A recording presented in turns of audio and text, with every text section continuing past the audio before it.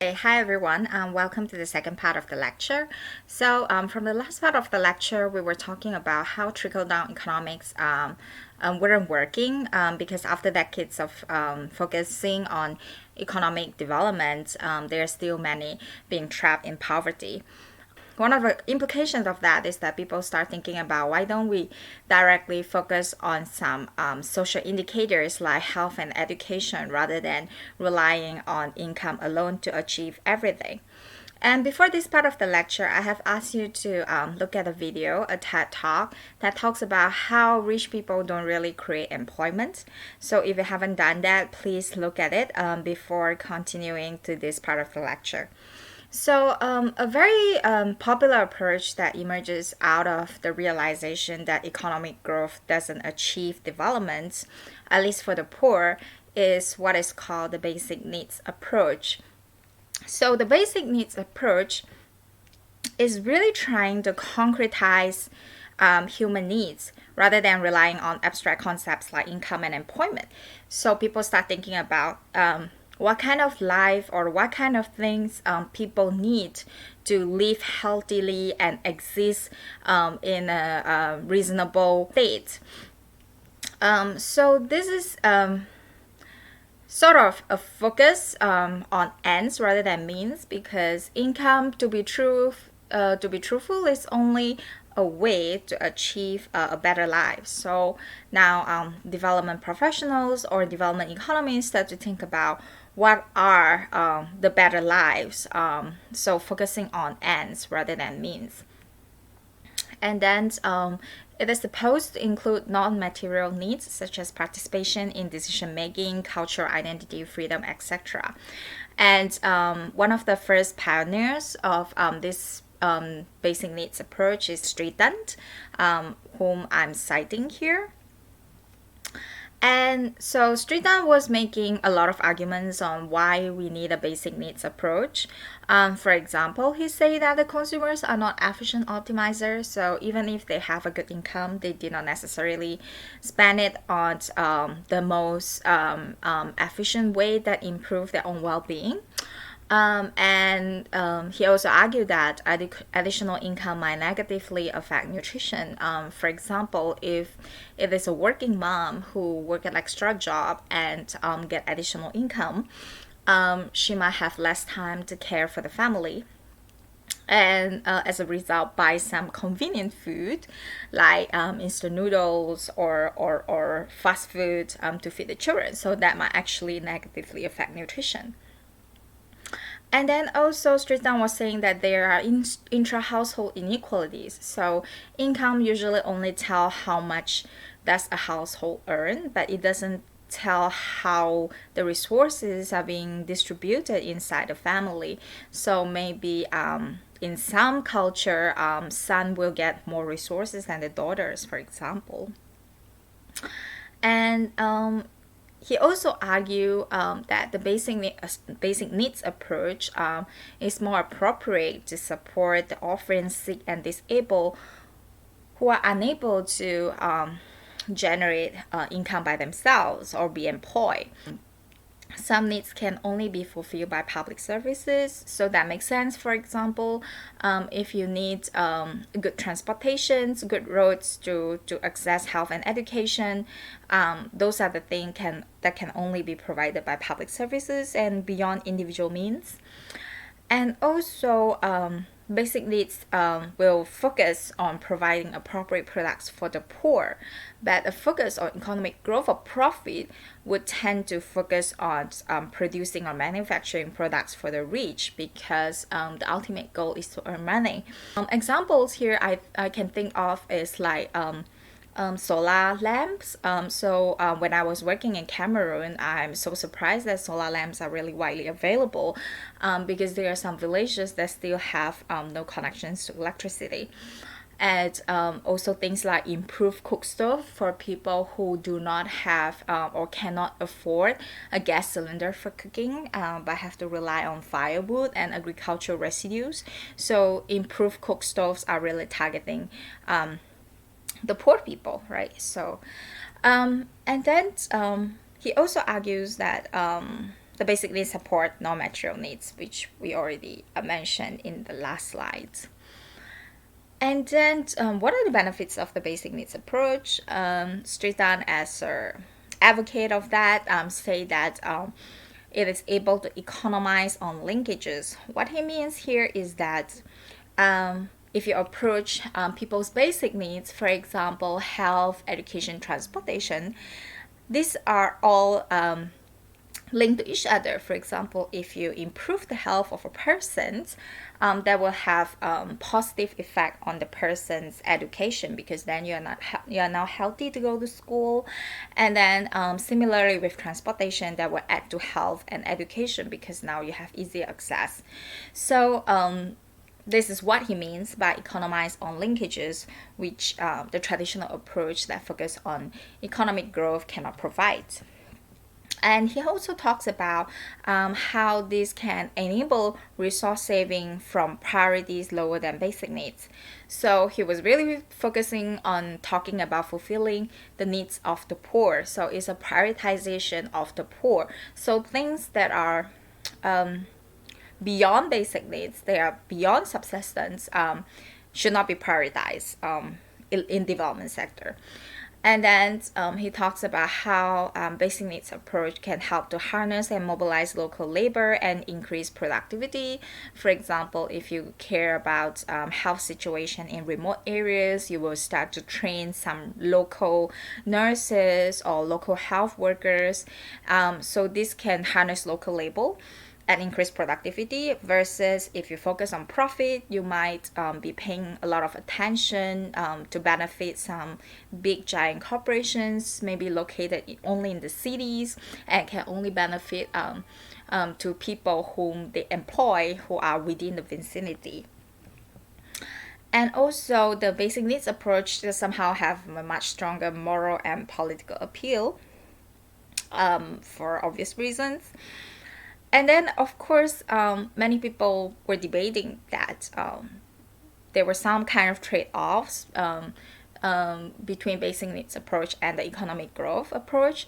Well, the more obvious one, which I think is not really a problem, is it is a focus on the poor rather than the rest or the rich. And for some people, it is a focus on consumption rather than production, because it is talking a lot about fulfilling a decent life. And for some people, it is a focus on the present rather than the future. So there are multiple debates going on, and some people actually say basic needs is kind of anti-growth. Okay, and then and Stratton really advocated for basic needs approach to be implemented alongside the new International Economic Order, which is NIEO. So if you remember in lecture 3, I talked about this new International Economic Order that was being advanced by some countries in the United Nations in the 1970s.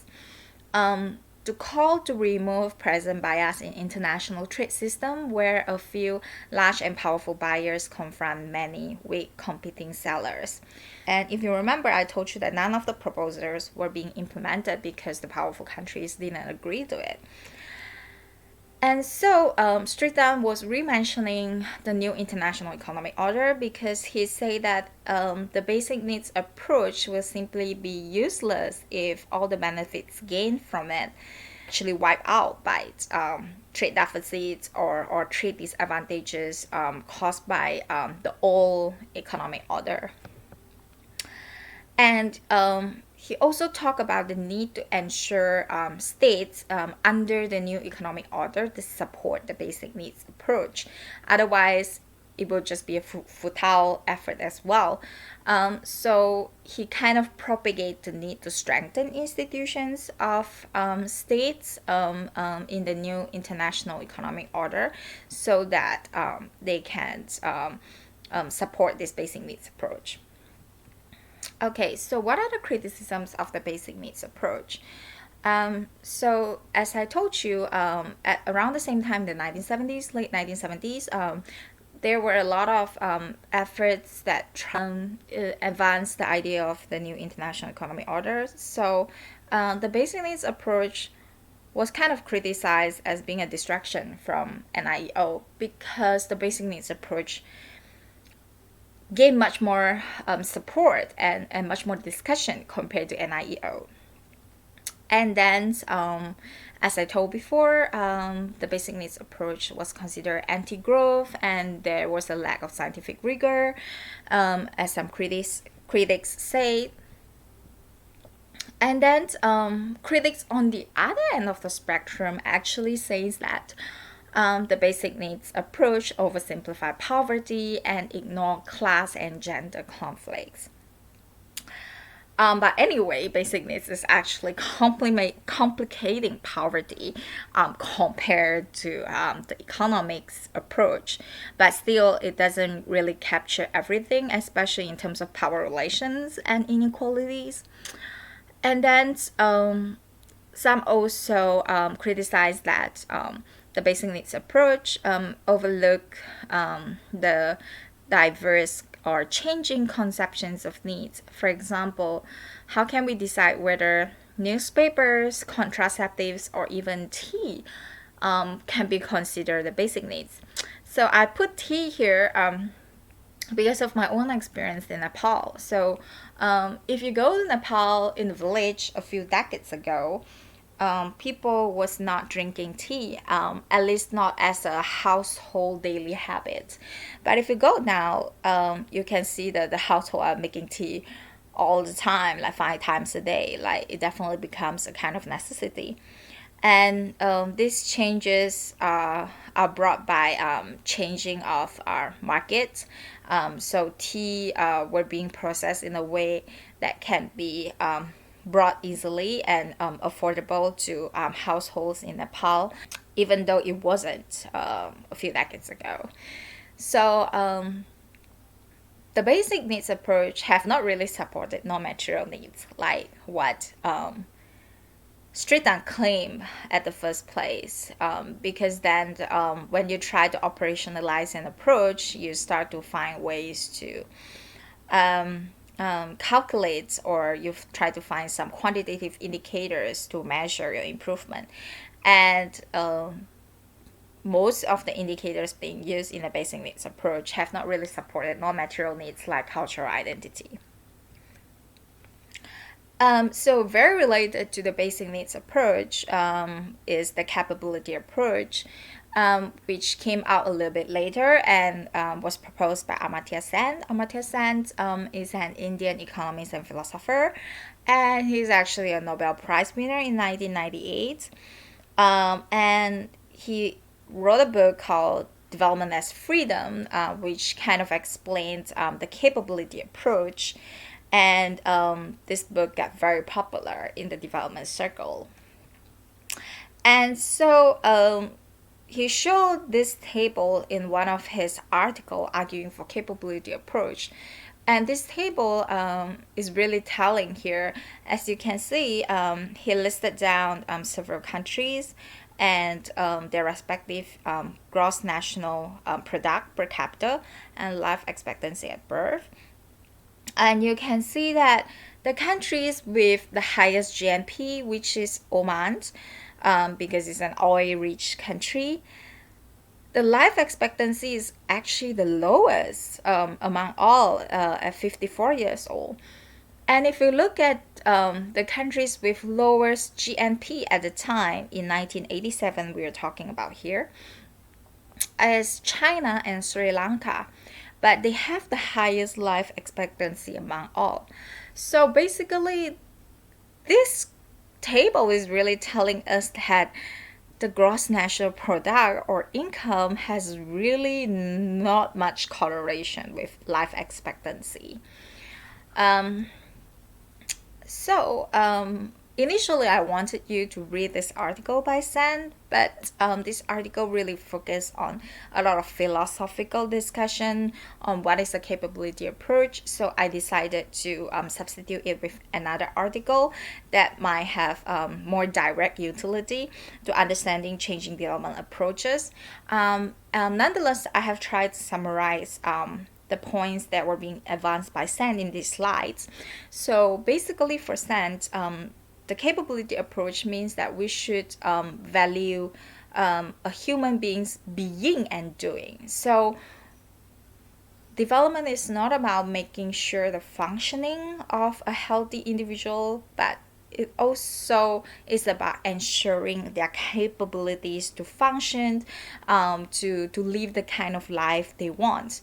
In other words, the capability approach is looking at a person as an active person rather than a passive person. So we don't want to just ensure their freedom from poverty, malnutrition, and violence, but we also want to give them freedom to achieve self-respect and to live the desired way of lives. And for me, what is really radical about this approach is that what people value doing and being are culturally diverse, so development should be a pluralist approach. This is actually being said explicitly by Sand, and I really admire that because for the first time someone actually say that, you know what, development might be different for different people.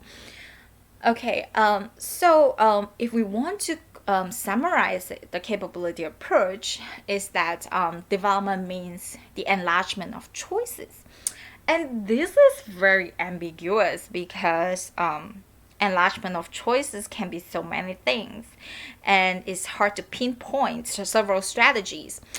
And San actually explicitly acknowledged this ambiguity, and he said that a good approach is the one that acknowledges ambiguity rather than trying to eliminate ambiguity. And I agree with that. So this capability approach has been very hotly debated and discussed and considered, and becomes part of the foundations of human development versus economic development, along with Mahbub ul Haq, who is the Pakistani economist who proposed the Human Development Index in the 1990s. So both of these figures are very important for the foundations of the notion of human development versus economic development. And I have talked about Human Development Index in the first lecture, and if you don't remember what it is, you can go back. It's one of the first few slides. Okay. This is a table I draw from another source, Wong, who was trying to compare the basic needs approach and the capability approach. And I think this table does a really good job in telling us that. So, in terms of philosophical foundation, the basic needs approach say that people should achieve minimum subsistence. And the capability approach say that people should have equal freedom to choose their value ways of life. Right? And then the basic needs approach thinks that poverty is the deprivation of consumption, but the capability approach thinks that poverty is the deprivations of opportunities, right here.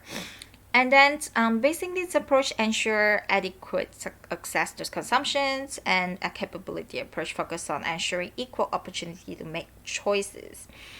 And then the basic needs focus on subsistence, capability focus on empowerment. This is paternalistic, this is deliberative. Deliberative means that you need to keep discussing with the people that you're working with to deliberate how to ensure their opportunities. And then it is basic needs approach is considered generalized but allow regional diversity. So there are countries that actually take a food poverty approach, for example, but you can take a health poverty approach or a combination of different indicators. But the capability approach is focusing on multiple levels with emphasis on localizations. To give an example more on the capability approach that focuses on opportunities is that, for example, if you are a girl who is born into a really rich family and you have lived a good life, family doesn't approve having access to educations or to outside employment. So because of this, you are not able to live the kind of life that you desire. You are, in this way, capability approach will consider you and try to improve gender equality, or try to increase your participation in certain decision making, to change the structure or the social norms so that you achieve fuller potential of yourself. So this is an example. So capability approach can focus on many more things. It can focus on agricultural policy that makes farmers' life feasible and not too hard, and have access to market. So it is ambiguous, but it has a lot of potential. It looks at the bigger picture rather than very strict indicators. At least this is the idea. Okay, so before ending this part of the lecture, I have a few questions here, and I want you to take a moment and think about them and write down your comments. The first one is, do you think this new understanding of development, which is the capability approach and the basic needs approach, encourage participatory approaches to development? Why or why not? So you see that in the capability approach, we talk about how the process should be deliberative. That kind of suggests that it needs to be participatory, right? And it also says about how the capability approach is actually focusing on empowerment, right? So think about this. Do you think this new understanding can encourage participatory approaches, and why or why not? And do you think this understanding had made any significant differences in lives of people? So this can be a guess or can be your knowledge about the world. So do you think this understanding had changed anything? I mean, you have to compare this to if there haven't been any such kind of understanding at all. If the world has been focusing only on economic growth all the time, will the world become different today? Think about that, and then go and watch this video by Hans Rosling. Hans Rosling is a Swedish physician who worked in the field of international development and who is a fan of data. So if you like data, you're gonna love Hans Rosling presentations, TED Talk. But even if you don't like data, Hans Rosling is just a really remarkable, excellent presenter. I love all of his videos, and I really encourage you to watch all of his videos. He is such a remarkable public presenter, and he is kind of an optimist. Like, he always presented a good picture of international development. But he has passed away. So I please watch this video. Please watch it. You will not regret it after this part of the lecture. Okay, so I will see you in the next part of the lecture. Thank you.